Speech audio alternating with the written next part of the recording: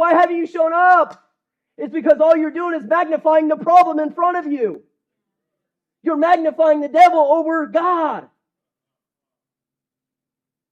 You want to talk more about your mountain than you want to do about the mountain mover.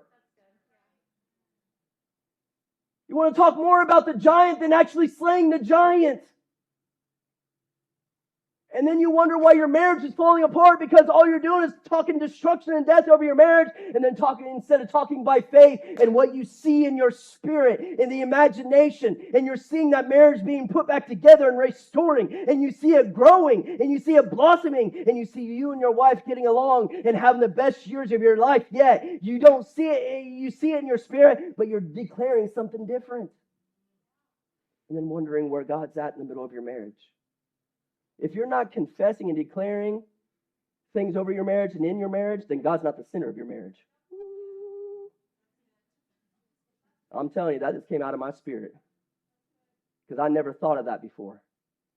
If you're not declaring the word and speaking the word and putting his words in your mouth and talking and declaring that about your spouse, not who your spouse is right now, but who you want them to be and who you see them to be, not as a selfish ambition, but what God declares about them, he's the center of your life. He's the center of your marriage. Maybe some of us need to look at our marriage right now. Where's the center of it? It's our selfish ambition, our selfish want. I talked about this yesterday. You will never leave a legacy with selfish ambition.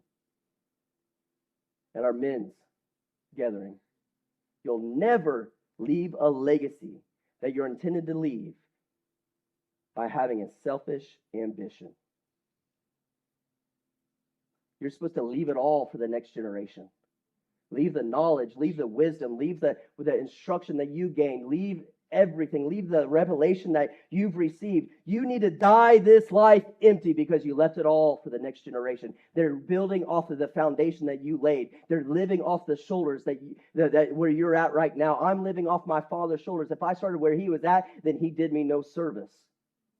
But because where he had the legacy that he's lived and left for me, do you understand? I'm living in the middle of a legacy right now while he's still living.